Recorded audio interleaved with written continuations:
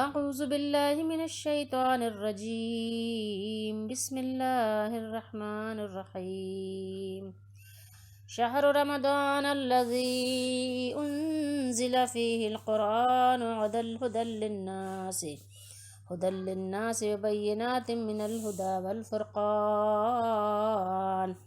فمن شہد منکم الشہر فلیصمہ ومن كان مريضا أو على سفر فعدة من أيام أخر يريد الله بكم اليسر ولا يريد بكم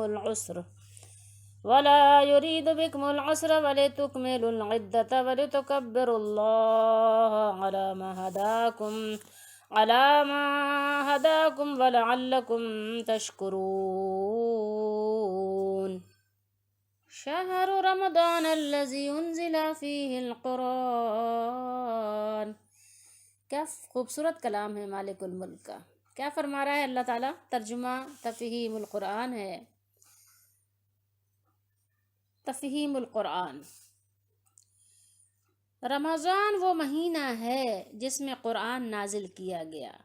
دیکھیے قرآنو ہے کیونکہ قرآنو یہاں پہ فاعل بن رہا ہے کہ قرآن آیا ہے نا، قرآن نازل کیا گیا ہے جو انسانوں کے لیے سراسر ہدایت ہے اور ایسی واضح تعلیمات پر مشتمل ہے جو راہ راست دکھانے والی اور حق و باطل کا فرق کھول کر رکھ دینے والی ہے. ٹھیک ہے، لہٰذا اب سے جو شخص اس مہینے کو پائے اس کو لازم ہے کہ اس پورے مہینے کے روزے رکھے، اور جو کوئی مریض ہو یا سفر پر ہو تو وہ دوسرے دنوں میں روزوں کی تعداد پوری کرے. ٹھیک ہے، کیا کرے؟ فعدتن، کیا کرے؟ عدت پوری کرے. عدت کون سی؟ جو دن ہے نا، ایام، ان کی جو ہے دن پورے کرے. گنتی پوری کرنے سے مراد وہ گنتی ہے رمضان کے 30 روزے یا 29 روزے، جتنے قضا ہوئے ان کو پورے کر کے آپ اتنے دن کر لیجیے جتنے کا رمضان کا مہینہ تھا، یعنی 29 دن کا تھا یا 30 کا. ٹھیک ہے. یرید اللہ بکم الیسرا، اللہ تمہارے ساتھ نرمی کرنا چاہتا ہے. یہاں پر یسرا کا ترجمہ ہوگا آسانی چاہتا ہے. اللہ تمہارے لیے آسانی چاہتا ہے. ٹھیک ہے، سختی کرنا نہیں چاہتا. ولا یرید بکم العسرا، اور تم مشکل میں ڈالنا نہیں چاہتا. اللہ تمہارے لیے روزہ جو فرض کر رہا ہے یا روزہ جو فرض کیا گیا ہے تمہیں مشکل میں ڈالنے کے لیے نہیں، تمہارے آسانیوں کے لیے کیا گیا ہے. اس میں تمہاری دنیا اور آخرت کی کامیابی پوشیدہ ہے، اس لیے یہ طریقہ تمہیں بتایا جا رہا ہے. ٹھیک ہے. اچھا، یہ تکمل جو ہے نا، تکمیل سے ہے، تاکہ تم روزوں کی تعداد پوری کر سکو. وَلِتُكَبِّرُوا اللَّهَ، ٹھیک ہے، اور تعداد پوری کر سکو، اور جس ہدایت سے اللہ نے تمہیں سرفراز کیا ہے اس پر اللہ کی کبریائی کا اظہار اور اعتراف کرو. اللہ کی بڑائی بیان کرو، تکبیر کہو، اللہ اکبر اللہ اکبر، تو اس کی یعنی تکبیر بیان کرو، اللہ کی بڑائی بیان کرو، اس کی تسبیح کرو، اس کی تعریف کرو، اتنی کرو کہ بس یعنی اللہ خوش ہو جائے کہ میرا بندہ بس میری ہی بات کرتا ہے، ہر جگہ میری بات کرتا ہے. ٹھیک ہے، اللہ تعالیٰ کی بڑائی بیان کرو، اس کی کبریائی بیان کرو، اعتراف کرو اور شکر گزار بنو. ٹھیک ہے. عَلَىٰ مَا هَدَاكُمْ، اس بات پر کہ اللہ تعالیٰ نے تمہیں ہدایت دے دی تو اس بات پر تم شکریہ ادا کرو اللہ تعالیٰ کا کہ اس نے بڑا احسان کیا. اللہ تعالیٰ نے رمضان المبارک کے مہینے کو یعنی ایک بڑی فضیلت بخشی ہے. فرمایا رمضان کی فضیلت اس میں کیا ہے کہ اس میں قرآن کا نزول ہوا ہے. تو اس میں اللہ تعالیٰ نے قرآن مجید، قرآن عظیم کے نزول کے لیے اللہ تعالیٰ نے اس مہینے کا انتخاب فرمایا، رمضان کے مہینے کو. تو اسی طرح حدیث شریف میں ایک ہے کہ جو اور انبیاء علیہ السلام پر اللہ تعالیٰ نے آسمانی کتابیں جو ہے نازل فرمائی تھی، اس میں بھی یہی مہینہ یعنی اللہ تعالیٰ نے منتخب فرمایا تھا. خیر بہرحال، تو یہ مہینہ خود اللہ تعالیٰ نے اس کی شان یہ بیان کی کہ اللہ تعالیٰ نے اس مہینے میں قرآن کا نزول فرمایا. ہدی للناس وبینات من الہدی والفرقان، جو لوگوں کا رہنما ہے اور جس میں ہدایت کی کھلی نشانیاں ہیں، اور جو حق و باطل کو الگ الگ کرنے والا ہے. یہ اس قرآن مجید کی تعریف ہے جسے اللہ تعالیٰ نے ان بندوں کے دلوں کی ہدایت کے لیے نازل فرمایا ہے جو اس پر ایمان لائیں، اس کی تصدیق کریں اور اس کی پیروی کریں، یعنی اس پر عمل کریں، اور اس کے علاوہ کیا کریں، اس میں فہم اور تدبر، غور و فکر کریں.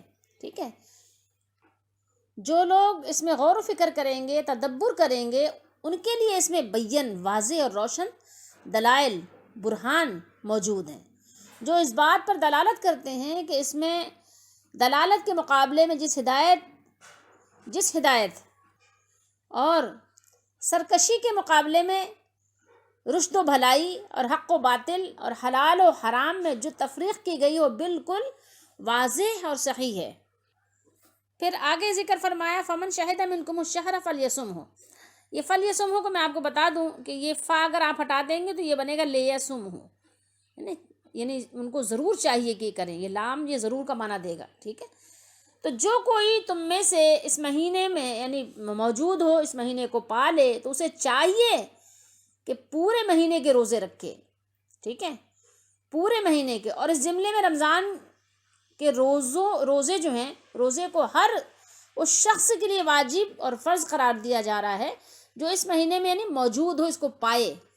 تو پانے سے کیا مراد ہے کہ ماہ رمضان میں وہ اپنے شہر میں بھی مقیم ہو اور جسمانی طور پر صحت مند تندرست ہو، تو اسے چاہیے کہ وہ ضرور بضرور روزے رکھے، یعنی اس کو روزہ رکھنے اس پر لازم ہے. ٹھیک ہے، تو اس آیت نے وہ جو سابقہ بات ہم نے اس سے پہلے پڑھی تھی، یعنی وہ جس میں اباحت تھی، ٹھیک ہے، جو مباح بات تھی، اس کو منسوخ کر دیا کہ صحیح صحت مند مقیم شخص روزہ نہ رکھنے کے عوض میں کیا کرے گا کہ فدیہ دے گا. وہ بات منسوخ ہو گئی. اب بیمار اور مسافر کی بات تو ہے. ٹھیک ہے، تو یہ بات یہاں پر کنفرم ہو گئی. تو اس سے یعنی یہاں کیا دوبارہ اللہ تعالیٰ نے اس بات کا ذکر فرمایا، یعنی جب روزے کی فرضیت کے حتمی قرار دیا تو دوبارہ اس بات کا ذکر فرما دیا کہ مریض و مسافر کے لیے روزہ نہ رکھنے کی رخصت ہے، اور شرط یہ ہے کہ وہ بعد میں قضا ادا کر لیں. ٹھیک ہے، بعد میں اس کی قضا کا اللہ تعالیٰ نے یہاں پہ ذکر بھی فرما دیا. ٹھیک ہے، یہ دیکھیے کیا فرمایا وَمَنْ كَانَ مَرِيضًا أَوْ عَلَى سَفَرٍ فَعِدَّةٌ مِّنْ أَيَّامٍ أُخَرَ. فرمایا اللہ تعالیٰ نے جو کوئی بیمار ہو، اور جو کوئی بیمار ہو یا سفر میں ہو تو دوسرے دنوں میں روزے رکھ کر گنتی پوری کر لے. ٹھیک ہے، اپنی جو تعداد ہے اس کی گنتی ہے اس کو پوری کر لے. جو شخص جسمانی طور پر بیمار ہو اور روزہ نہ رکھنا اس کے لیے بہت مشکل ہو یا تکلیف کا باعث ہو یا بیماری مزید بڑھ جانے کا باعث ہو، تو وہ حالت سفر میں ہو تو جتنے دن روزے نہ رکھ سکے اتنے دن میں بعد میں روزے رکھ لے. یعنی دونوں صورتیں بتا دی کہ اگر وہ بیماری کی حالت میں ہے تو بیماری کی صورتیں، اور اگر وہ سفر میں ہے تو سفر کی صورتیں، تو وہ روزے بعد میں وہ جتنے دن اس کے قضا ہوئے بعد میں پورے کر لے. اور پھر آگے فرمایا یرید اللہ بکم اليسر ولا یرید بکم العسر. کیا فرمایا اللہ تعالیٰ نے؟ یہ کہ اللہ تعالیٰ کیا چاہتا ہے؟ اللہ تعالیٰ تمہارے حق میں آسانی چاہتا ہے اور تمہارے حق میں سختی نہیں چاہتا، مشکل میں تمہیں ڈالنا نہیں چاہتا. یعنی مقیم اور تندرست شخص کے لیے روزہ رکھنا اگرچہ ایک حتمی فریضہ ہے، تاہم آسانی اور رحمت و شفقت کے پیش نظر اللہ تعالیٰ نے سفر اور مرض کی حالت میں روزہ نہ رکھنے کی رخصت عطا فرما دی ہے. سبحان اللہ. سفر میں روزہ رکھنے اور نہ رکھنے کے بارے میں احادیث جو ہیں اس میں اچھی خاصی تعداد ہے، لیکن ایک حدیث شریف ہم آپ کو سنا دیتے ہیں. وہ یہ ہے، مسلم شریف کی حدیث شریف ہے کہ رسول اللہ صلی اللہ تعالیٰ علیہ وآلہ وسلم نے فرمایا ہی رخصت من اللہ فمن اخذ بها فحسن ومن احب ان یصوم فلا جناح علیہ. یہ جو ہے اللہ کی طرف سے رخصت ہے، جس نے اس کو لیا یعنی روزہ رکھ لیا تو اچھا ہے، اور جس نے اس کو یعنی روزہ یعنی نہ رکھا تو اس کے لیے بھی ٹھیک ہے. یعنی جس نے روزہ سفر میں نہیں رکھا تو اس نے بھی صحیح کیا، یعنی رخصت پر عمل کیا، اور جس نے روزہ رکھنے کو اختیار کر لیا اس پر بھی کوئی گناہ نہیں ہے. ٹھیک ہے، اتنی بات سمجھنے کے لیے کافی ہے کہ اگر آپ کے لیے آپ سمجھتے ہیں سفر آسان ہے، کوئی ایسی دشواری نہیں ہے، کوئی مشکل بات نہیں ہے، تو آپ جو ہے روزہ رکھ لیں، اس کو اختیار کر لیں. اور اگر آپ سمجھتے ہیں کہ میں نہیں رکھ سکتا، میرے لیے دشواریاں ہیں، سفر میں مشکلات ہیں کسی بھی طرح کی، وہ آپ خود جانتے ہیں، تو پھر آپ جو ہے رخصت پہ عمل کر لیں. دونوں جو ہے باتیں آپ کے لیے مطلب انہیں گناہ کا باعث نہیں ہے، رکھ لیتے ہیں، رخصت پہ عمل کر لیتے ہیں جب بھی ٹھیک ہے، اور اگر آپ جو ہے اللہ تعالیٰ نے جو آپ کو اجازت دی ہے کہ اگر آپ نہ رکھیں تو آپ اس پر عمل کر لیں تو یہ بھی آپ کے لیے ٹھیک ہے، اس میں کوئی ایسی مطلب جرح بحث کی بات نہیں ہے، جو رکھے وہ بھی صحیح، جو نہ رکھے وہ بھی صحیح۔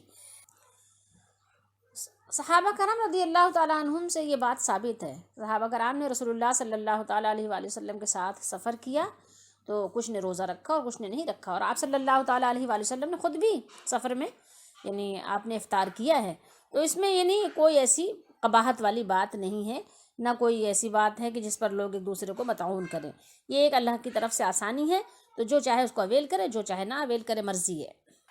اسی لیے دیکھیے اللہ تعالیٰ نے یہاں فرما دیا فَعِدَّةٌ مِّنْ أَيَّامٍ أُخَرَ، کیا تو دوسرے دنوں میں روزے رکھ کر ان کی گنتی پوری کر لے، جس نے یعنی روزے ترک کیے ہیں سفر میں یا بیماری میں، بیماری میں تو خیر ظاہر ہے انسان ہے ہی نہیں، اس لائق ہی نہیں ہے کہ وہ روزہ رکھ سکے، لیکن سفر کی بھی بات ہے، ساتھ ساتھ سفر بھی ہے، دیکھیے سفر لکھا ہوا ہے، آپ اردو میں بھی سفر ہی بولتے ہیں۔ کبھی کبھی لوگ دین کی آسانیوں میں مشکلات پیدا کرتے ہیں خواہ مخواہ۔ دیکھیے جو اللہ تعالیٰ نے جو عبادت کے جو معاملات ہیں، اس کے علاوہ جو عقیدے ہیں، اس میں انسان کمی بیشی تو نہیں کر سکتا، لیکن اس میں مشکلات میں مشقت میں ڈالنے کو منع فرمایا گیا، ٹھیک ہے، جو آسانیاں ہیں عقیدے میں نہیں ہے کہ عقیدے میں آپ کسی کو آسانی فراہم کریں گے، عقیدے میں نہیں کر سکتے آپ، کہ کہنے ہاں کوئی کچھ کر رہا ہے تو آپ اس کو کرنے دو، ٹھیک ہے، تو عقیدے میں بگاڑ پیدا کر لے کہ ہاں جا کے کسی قبر سے بیٹھ کے مانگنے لگ جائے تو آپ کہیں نہیں ٹھیک ہے کرنے دو یار، اللہ تعالیٰ مہربان ہے، یہاں پر بات نہیں ہوگی، لیکن جہاں اللہ نے آسانی دی ہے اس آسانی کو اویل کرنے کا حکم بھی دیا۔ نبی کریم صلی اللہ تعالیٰ علیہ وآلہ وسلم ایک حدیث شریف ہے بخاری شریف کے حوالے سے، آپ نے فرمایا یسروا ولا تعسروا، اور فرمایا کہ بشروا ولا تنفروا، آسانی پیدا کرو اور مشکل میں نہ ڈالو، اور کیا کرو خوشخبریاں سناؤ اور نفرتیں مت دلاؤ، بخاری شریف کے حدیث شریف ہے۔ اور ایک احمد بن حنبل رحمۃ اللہ علیہ کے اس کے حوالے سے ہے، مسند احمد کے حوالے سے، آپ صلی اللہ علیہ وسلم نے فرمایا یسروا ولا تعسروا اور وسکنوا ولا تنفروا، آسانی پیدا کرو اور مشکل میں نہ ڈالو، تسکین دلاؤ، ٹھیک ہے، تسکین کا باعث بنو، اور متنفر نہ کرو، نفرت نہ دلاؤ، سمجھ گئے بات کو۔ اور خود آپ نبی کریم صلی اللہ تعالیٰ علیہ وآلہ وسلم نے ارشاد فرمایا بعثت بالحنیفیت السمحتی، مجھے آسان سچے دین حنیف کے ساتھ مبعوث کیا گیا ہے، مجھے بھیجا گیا ہے، آسانیوں کے ساتھ اللہ نے اپنے نبی صلی اللہ علیہ وسلم کو مبعوث فرمایا ہے۔ پھر آگے مزید فرمایا یرید اللہ بکم اليسر ولا یرید بکم العسر، اب یہاں پر کیا اللہ تعالیٰ فرما رہا ہے کہ اللہ تمہارے ساتھ آسانی کا ارادہ رکھتا ہے، نہ کہ تنگی کا، تاکہ تم گنتی کو پورا کرو، ٹھیک ہے، گنتی کو پورا کرو کہ کیا معنی ہے کہ اللہ تعالیٰ نے مرض اور سفر اس طرح کے دیگر عذر جو آپ کے پاس اگر آ جائیں تو عذر کی حالت میں تمہیں روزہ نہ رکھنے کی اسی لیے رخصت دی ہے کہ وہ تمہارے حق میں آسانی چاہتا ہے، اور نہ رکھے گئے روزوں کی قضا کا حکم اس لیے دیا ہے تاکہ تم اپنے مہینے کے روزوں کی تعداد کو پورا کر لو، تمہارے لیے کوئی دشواری اور تنگی نہیں رکھی ہے یہ کہو یار یہ کیا مسئلہ ہے یار، میں تو مطلب یعنی بڑی اذیت والی بات ہے، نہیں ایسا نہیں ہے، بہت آسانی دی ہے دین نے، ٹھیک ہے، بہت آسانی دی ہے، تم دین کو سمجھو تو صحیح، دین جتنا زیادہ آسانیاں پیش کرتا ہے شاید ہی کہ دنیا میں کوئی مذاہب میں ایسا کوئی مذہب ہو کہ جو دین کا مقابلہ کر سکے آسانیوں کے لحاظ سے، مطلب عقیدے بھی بڑے آسان سے ہیں، لوگوں نے مشکل بنا دیے ہیں، بہت آسان ہے، ایک اللہ پر ایمان رکھو، اسی پر اپنا سارا کچھ یعنی امید اپنا بھروسہ اسی پر رکھو، اللہ کے نبیوں پر سب پر ایمان رکھو کہ جو بھی آئے جتنا جن کا اللہ نے ذکر کرنا پسند فرمایا قرآن و حدیث میں وہ بھی ٹھیک، جن کا نہیں ذکر فرمایا ہم ان پر بھی ایمان رکھتے ہیں، اور یہ کہ جو یعنی ایمانیات میں سے آپ کو بیان کیا گیا بتائے گا اور اس پر ایمان رکھو، اس کے بعد عمل کرو جو عمل بتائے گئے ہیں، آپ کو نہیں کہا گیا کہ 24 گھنٹے آپ نماز پڑھتے رہو اور آپ تب سال بھر روزے رکھو، سال میں 11 مہینے روزے رکھو، نہیں، آسانیاں دی گئیں، آسانیوں سے فائدہ اٹھاؤ اور اپنے رب کو شکر ادا کرو۔ وَلِتُكَبِّرُوا اللَّهَ عَلَى مَا هَدَاكُمْ، کیا فرمایا اللہ تعالیٰ نے، اور اس احسان کے بدلے جو اللہ تعالیٰ نے تم پر کیا ہے کہ اللہ نے تم کو ہدایت بخشی ہے، تم اس کی بڑائی بیان کرو، ٹھیک ہے، جب تم اپنی یعنی عبادت کو پورا کر لو تو اللہ تعالیٰ کا ذکر کرو جیسا کہ اس نے فرمایا، ٹھیک ہے، فَإِذَا قَضَيْتُم مَنَاسِكَكُمْ فَاذْكُرُوا اللَّهَ كَذِكْرِكُمْ آبَاءَكُمْ أَوْ أَشَدَّ ذِكْرًا، پھر جب تم حج کے ارکان پورے کر چکو تم نام اللہ کو یاد کرو جس طرح تم اپنے باپ دادا کو یاد کیا کرتے تھے، بلکہ اس سے بھی زیادہ۔ پہلے کا دستور اللہ تعالیٰ نے یعنی بیان کیا تھا کہ پہلے وہ لوگ کیا کرتے تھے، اپنے باپ دادا کے قصے لے کے بیٹھ جاتے تھے، تو اللہ نے فرمایا کہ اس سے زیادہ تم اللہ کا ذکر کرو۔ پورے قرآن میں اللہ تعالیٰ نے اپنے ذکر کو بہت زیادہ، بہت کثرت سے کرنے کا حکم دیا ہے۔ سورہ جمعہ میں اللہ تعالیٰ نے کیا فرمایا کہ فَإِذَا قُضِيَتِ الصَّلَاةُ فَانتَشِرُوا فِي الْأَرْضِ وَابْتَغُوا مِنْ فَضْلِ اللَّهِ وَاذْكُرُوا اللَّهَ كَثِيرًا لَعَلَّكُمْ تُفْلِحُونَ۔ پھر جب نماز ہو جائے، نماز پڑھ چکو تو اپنی راہ لو، یعنی اپنا راستہ، یعنی تم منتشر ہو جاؤ زمین پہ اور اللہ کا فضل تلاش کرو۔ فضل سے کیا مراد ہے؟ روزی تلاش کرو اور اللہ کو بہت یاد کرتے رہو۔ وَاذْكُرُوا اللَّهَ كَثِيرًا، کس نے؟ کثرت سے یاد کرو تاکہ تم نجات پاؤ۔ لعلکم تفلحون، فرمایا تاکہ تم نجات پاؤ۔ اپنے نجات کے لیے تمہارے لیے بہترین طریقہ یہی ہے کہ تم اپنے رب کو، اپنے مالک کو کثرت سے یاد کرو۔ اور فرمایا وسبح بحمد ربک قبل طلوع الشمس وقبل الغروب ومن اللیل فسبحہ وادبار السجود، اور آفتاب کے طلوع ہونے سے پہلے اور غروب ہونے کے بعد، ٹھیک ہے، طلوع ہونے سے پہلے اور غروب ہونے سے پہلے اپنے رب کی تعریف کے ساتھ تسبیح کرتے رہو، اور رات کے بعض اوقات میں بھی، یعنی ایسا نہیں کہ پوری پوری رات تم سوتے ہی رہو، ایک رات کے بھی کسی حصے میں اٹھ کر اپنے مالک کو یاد کرو، اپنے مولا کو یاد کرو، جس نے صحیح سلامت اعضاء دیے ہیں، جس نے تمہیں لیٹنے کے لیے بستر دیا ہے، آرام سے لیٹے ہو، کبھی پاؤں پھیلاتے ہو، کبھی سمیٹتے ہو، کبھی کروٹ پہ آ جاتے ہو، کبھی سیدھے لیٹ جاتے ہو، جس نے یہ جسم دیا ہے آرام کے لیے، اور کبھی اٹھ کر اس کی بھی یاد کرو، اس کی بھی تسبیح کرو، اس کا بھی ذکر کرو، اس کا بھی شکر کرو، کبھی سبحان اللہ کہو، کبھی الحمدللہ کہو، کبھی اللہ اکبر کہو، کبھی لا الہ الا اللہ کہو، کبھی سبحان اللہ وبحمدہ سبحان اللہ العظیم کہو، اور کبھی خاص مواقع آتے ہیں اللہ اکبر اللہ اکبر اللہ اکبر لا الہ الا اللہ واللہ اکبر وللہ الحمد، اللہ اکبر کبیرہ الحمدللہ حمدا کثیرا سبحان اللہ بکرۃ و اصیلا۔ تو یہ جو ایام آتے ہیں عید وغیرہ کے، اس میں اللہ تعالیٰ کے خوب خوب خوب اس کی جو ہے نا یاد کرو، خوب اس کا ذکر کرو، خوب اس کا چرچا کرو۔ کس لیے؟ لعلکم تشکرون، اس لیے تاکہ تم شکر گزار میں تمہارا شمار ہو جائے، تم شکر گزار ہو جاؤ۔ اس سے پہلے اللہ تعالیٰ نے ایک روزے کی حکمت کیا بیان فرمائی تھی؟ تاکہ تم متقی بن جاؤ، ٹھیک ہے؟ تو یہ سمجھیے کہ پہلی آیت میں روزہ رکھنے کی حکمت بیان کی کہ تم متقی بن جاؤ۔ اب اس بات کی حکمت بیان کی جا رہی ہے کہ ماہ رمضان اس عبادت کے لیے کیوں مخصوص کیا گیا ہے، تو بتایا گیا کہ وہ مہینہ ہے جس میں قرآن کریم کا نزول کا آغاز ہوا ہے۔ اسی مہینے میں لیلۃ القدر میں قرآن مجید کے نزول کا آغاز ہوا ہے۔ وہ قرآن جو کسی خاص قوم یا خاص ملک کے لیے نہیں، بلکہ ہدی للناس ہے، تمام اولاد آدم کے لیے ہادی بھی ہے اور مرشد بھی ہے۔ کون؟ یہ قرآن، ٹھیک ہے، ہدی للناس فرمایا نا، کہ یہ ہادی بھی ہے، ہدایت کے راستے پہ چلاتا بھی ہے، ہدایت کا راستہ دکھاتا بھی ہے، مرشد بھی ہے، رہنمائی بھی کرتا ہے۔ اور اس کی ہدایت کی روشنی اتنی کھلی ہوئی ہے، اتنی زیادہ یعنی کشادہ اور واضح ہے کہ حق اور باطل بالکل ممتاز ہو جاتے ہیں۔ جس ماہ میں اتنی بڑی نعمت نصیب ہوئی ہو، اتنی بڑی نعمت سے سرفراز کیا گیا ہو، وہ مہینہ اس قابل ہے کہ اس کا ہر لمحہ اپنے محسن حقیقی کی شکر گزاری میں گزارا جائے، صرف کر دیا جائے۔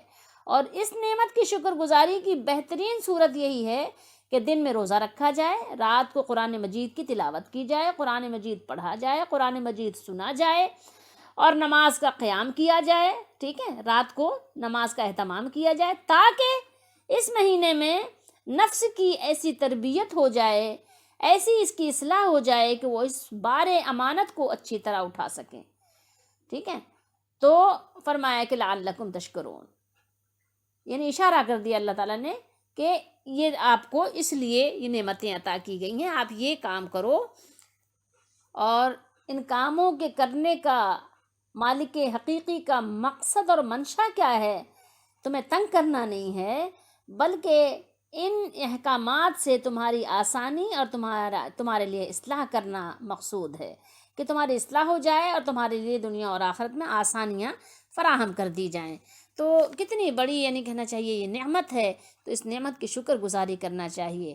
اور نعمت کی شکر گزاری وہی لوگ کرتے ہیں جو قدردان ہوتے ہیں. ناقدر لوگ نعمت کی نہ قدر کرتے ہیں، نہ نعمت کے بارے میں وہ کچھ جانتے ہیں. وہ تو بس ایسے ہی جیسے اللہ نے مثالیں دی نا کہ وہ چوپایوں کی طرح ہیں، ان کا کیا حال ہے، ان کا ذکر کرنے کا کیا فائدہ ہے. ظاہر چوپائے تو چوپائے ہی ہوتے ہیں نا، تو ان کا حال بھی چوپایوں کی طرح ہے. جو اپنے مالک کو ہی نہیں پہچانے تو اس کا کیا ہے. بلکہ چوپایوں میں بھی تو کچھ ایسے ہیں جو اپنے مالک کو پہچانتے ہیں، ہے نا. ذکر کیا ہے نا اللہ نے چوپایوں کا ادبی ذکر کیا ہے. تو اس لیے ہمیں چاہیے کہ ہم اپنی اصلاح کریں، اور اپنی اصلاح کے ساتھ ساتھ اور جو ہمیں لوگوں کی اصلاح کرنے کے لیے ہمیں یعنی جو منصب دیا گیا، جو عہدہ دیا گیا، اس پر بھی نظر ثانی کریں. اور حقیقت حال یہ ہے کہ ایک عقل مند، ایک سمجھدار، ایک باشعور انسان کے لیے کسی نعمت کی شکر گزاری اور کسی احسان کے اعتراف کی بہترین صورت کیا ہو سکتی ہے؟ بہترین صورت اگر ہو سکتی ہے تو وہ یہ ہے کہ صرف اپنے مالک کو راضی کرنے کا مقصد، اپنے مالک کو راضی کرنے کا مقصد سامنے رکھے. جب مقصد سامنے ہوتا ہے نا تو اس کا حاصل کرنا، اچیو کرنا آسان ہوتا ہے. بے مقصد کام تو بے مقصد ہی ہوتا ہے. تو ایک عقل مند اور سمجھدار انسان کا کام یہی ہے کہ اپنے آپ کو اس مقصد کی تکمیل کے لیے زیادہ سے زیادہ تیار کرے جس کے لیے عطا کرنے والے نے وہ نعمت عطا کی ہے. تو قرآن ہم کو اس لیے عطا فرمایا گیا ہے کہ ہم اللہ تعالیٰ کی رضا کا راستہ جان کر خود اس پر چلیں اور دنیا کو اس کی دعوت دیں. ٹھیک ہے. اس مقصد کے لیے ہم اپنے آپ کو تیار کرنے کا بہترین ذریعہ کیا سمجھتے ہیں کہ قرآن مجید کی تلاوت کریں. ٹھیک ہے. نزول قرآن کا مقصد سمجھیں اور ماہ رمضان کی قدر کریں، اور اس کے علاوہ اس پیغام کو دنیا میں عام کریں کہ جو ہمارے مالک کا پیغام ہے اس کو آگے لوگوں کو پہنچائیں. قرآن کے آفاق کے گوشے گوشے میں قرآن سنا کر دم لینا، اب رکنا نہیں، اب تھمنا نہیں، فردوس میں جا کر دم لینا.